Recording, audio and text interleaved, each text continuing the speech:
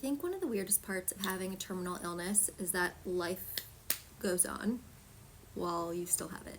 I've had to figure out a way to balance being hopeful with being realistic. It's almost like instead of having a pros cons list, I have like a hopeful and a practical list, and I have to fit certain things into each of those. So when I think about them finding a cure to ALS, I have to stay hopeful. But then simultaneously, I have to be practical about preparing if that doesn't happen. Like, I've had to make a will, I've had to do my advance directives, but I think those are two like really obvious examples. And if I'm thinking about what I'm actually dealing with day to day, it's a lot harder to categorize them. So when I'm thinking about like my job or dating, how do I approach those in a hopeful way when I'm also trying to be practical about what my life actually looks like? And part of me truly believes that a cure is going to be found, and that me and all the other girls from her ALS story are going to be like the girls from Yellow Jackets, like surviving the plane crash and then just having ruined personalities for the rest of our lives. Like, I will probably be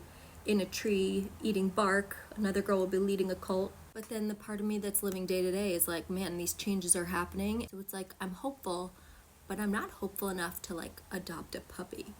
You know, like, I don't think I have like 14 years practically, but hopefully I do. I almost feel like I'm working, but I'm not working towards a promotion. I might date, but I wouldn't be dating seriously. Like, I feel like I'm making everything temporary just because the practical side of my head tells me to. But then the hopeful part of me is like, well, maybe you'll live till 100, so just live like that. But practically, that's really hard to do. I wish there was a song that was like, live like you were dying at a moderate pace.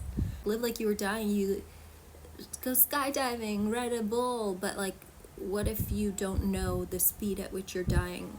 How do you respond? Tim McGraw, free idea. I would love to hear how people would live if they knew they were dying, but at a moderate pace.